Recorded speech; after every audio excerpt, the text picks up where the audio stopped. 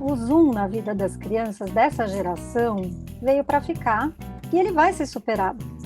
Obviamente, a tecnologia vai avançar, a gente vai ter muitos outros recursos, quiçá um dia a gente vai ter um teclado tão avançado que vai aparecer uma professora e um professor em holograma na nossa frente, lá na nossa casa.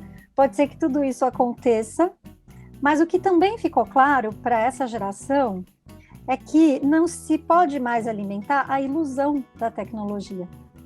Que a tecnologia pode viver por ela mesma e dar conta, por si só, das nossas necessidades. Essa geração já aprende desde muito cedo que a ocupação desse espaço digital precisa ser uma ocupação humana. A gente entra aqui nessas telas com tudo que a gente é, com o que a gente deseja, com o que a gente gosta, com as nossas memórias, e a gente participa de uma aula, de uma experiência como sujeitos. Então, acho que isso é muito importante da marca, como a equipe dos primeiros e segundos anos, como essa equipe conseguiu organizar uma metodologia de trabalho de Zoom. Uma metodologia que pensa a experiência digital das crianças, e não apenas a tecnologia como um recurso, uma ferramenta simples, por onde se pode transmitir os conteúdos escolares. Que escolhas que fazemos todos os dias com as crianças, essas escolhas que elas são constantemente avaliadas e reavaliadas, escolhas feitas por especialistas, né? Nós que estamos aqui, professoras e professores de sala e das linguagens específicas, somos especialistas em educação. Então, todas e quaisquer escolha, desde a metodologia de tal atividade que tem a ver com o jogo, ou se vai ser um encontro com o grupo todo, ou o grupo menor. Então, a gente, enquanto especialista, a gente avalia a demanda de cada situação, em cada grupo.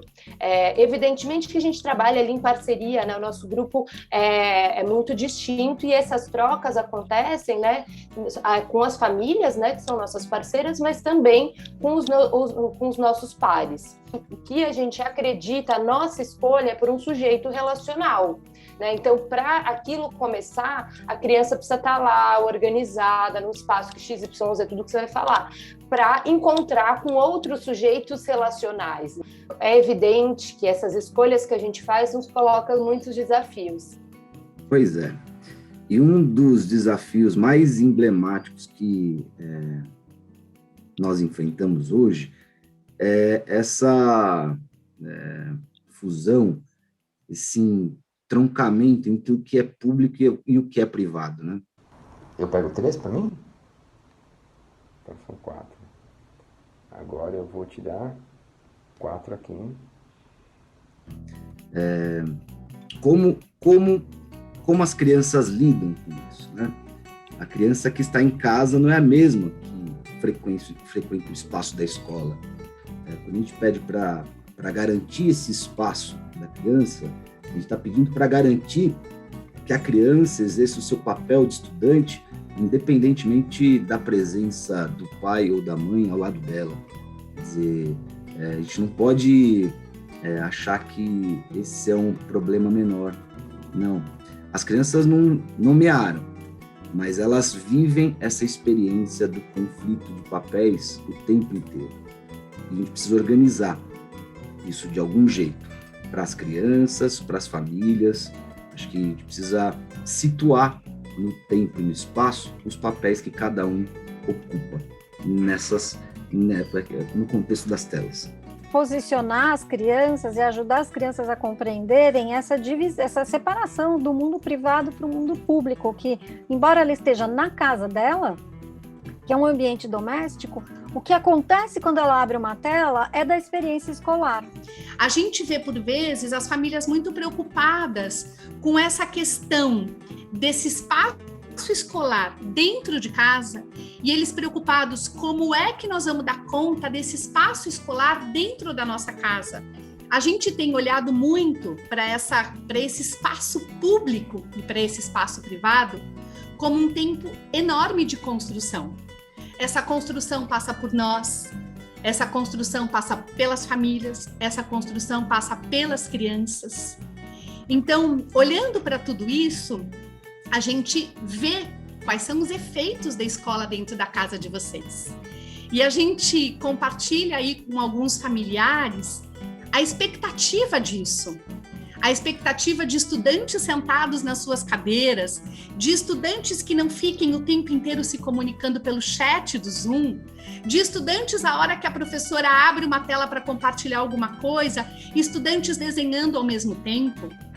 É o espaço público da escola que entra dentro da casa de vocês, da casa dessas famílias, e a gente vê quanto essa construção precisa ir sendo traçada.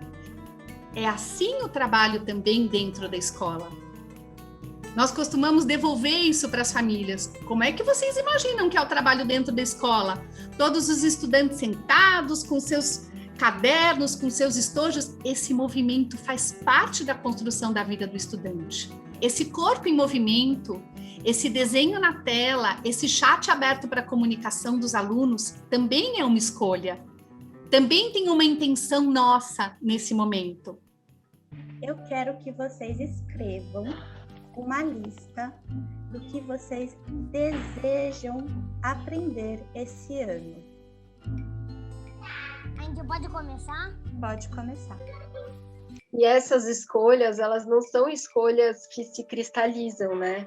São escolhas que a gente vai fazendo a cada dia, a cada proposta, a cada momento, né? Tem aquilo de que a gente sempre vem com um plano, e um plano que às vezes ele se transforma ali no decorrer daquela mesma proposta, ou nos dá a ideia de voltar no dia seguinte de um outro jeito, né? Então, às vezes, numa mesma circunstância, a gente pode fazer pedidos diferentes.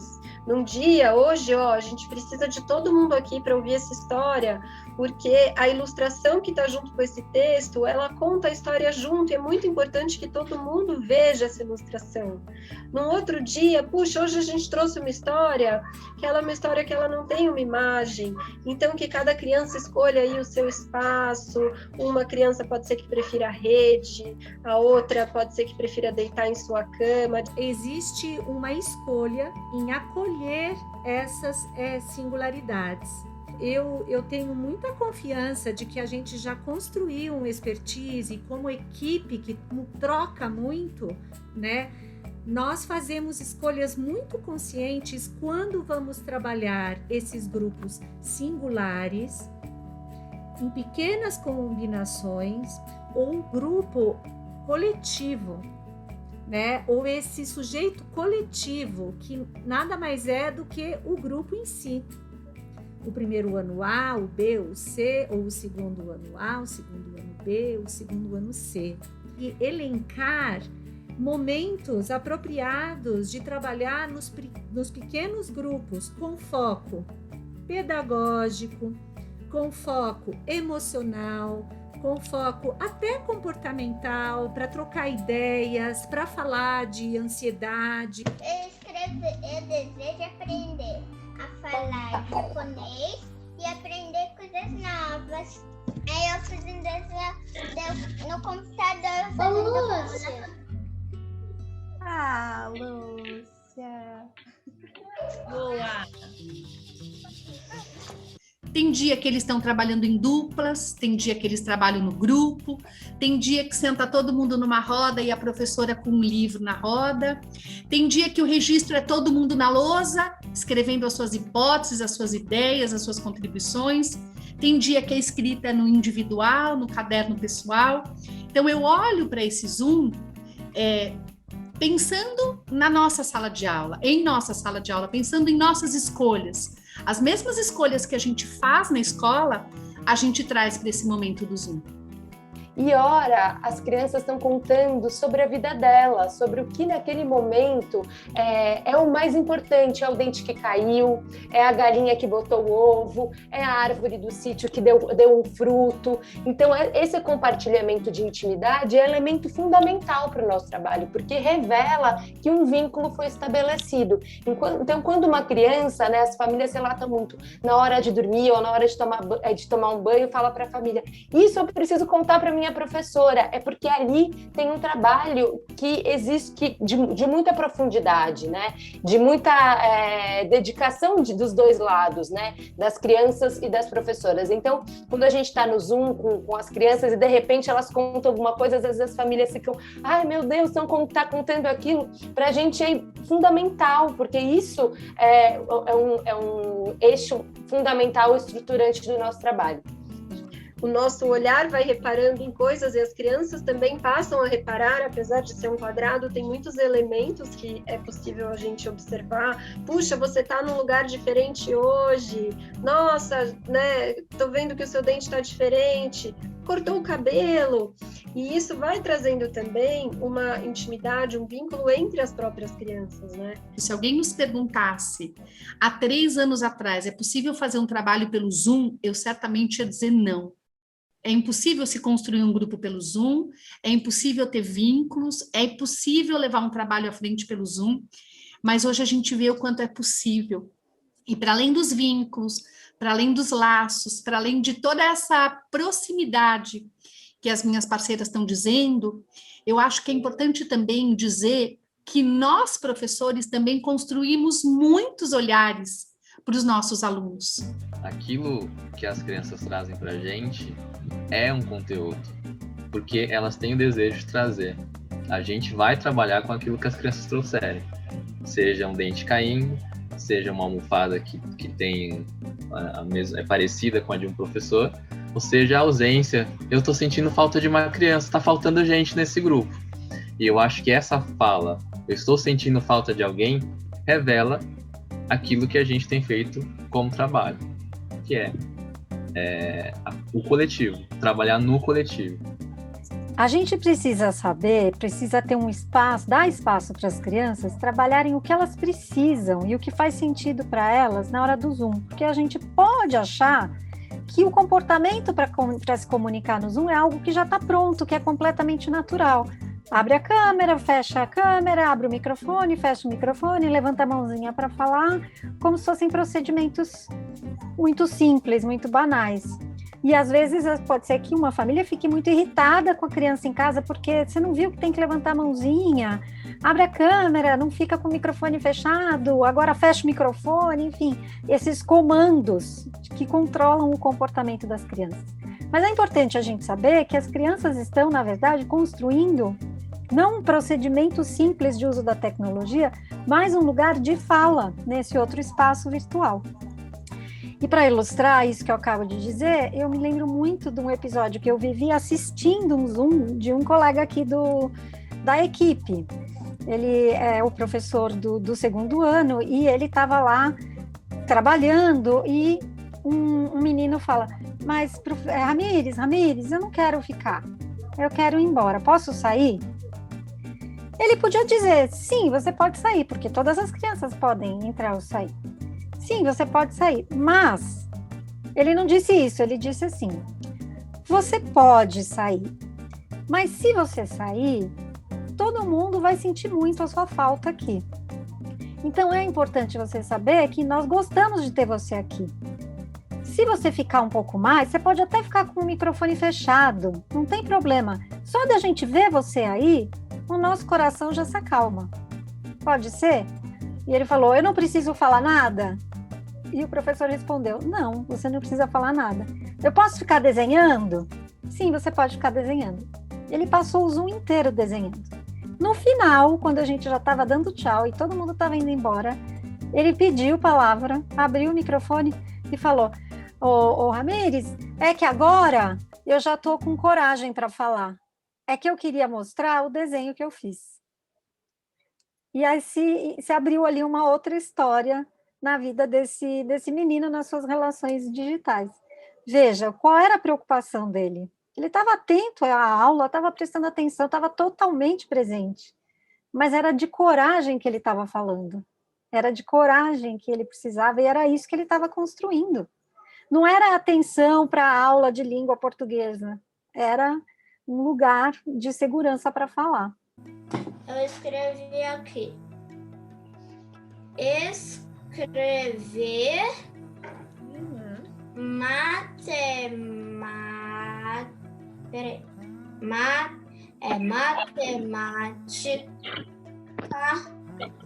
matemática, ler, e aqui que a pandemia acabe.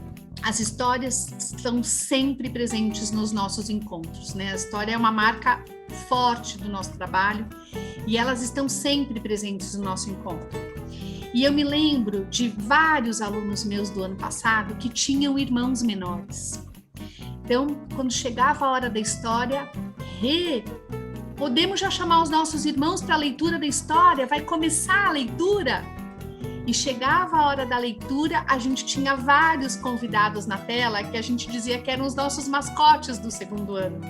Então, esse coletivo também, esse trabalho que vai invadindo e vai tomando corpo de outras formas também dentro da casa de vocês.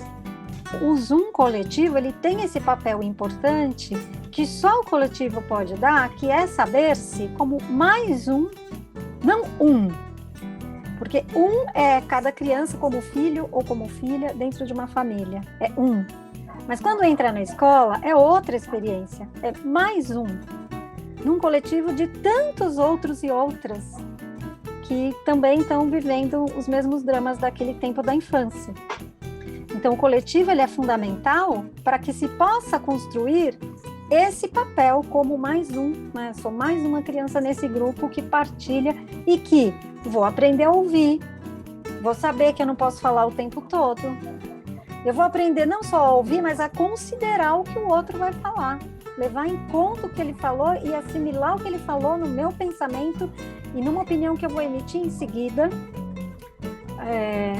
Esse tempo da escuta, da paciência, não pro eu quero falar, mas algo que vai se transformar no eu quero ouvir o que meu colega tem a dizer, porque é importante para mim. Isso não é natural que uma criança pensa. E não dá para aprender isso sozinho. E é por isso que a gente evita o modelo de tutoria online. Um modelo em que um professor trabalha com criança uma a uma. Isso perde completamente a possibilidade da gente ter todas essas formulações, essas construções das crianças tão importantes, né? A formação de uma criança como um sujeito ético.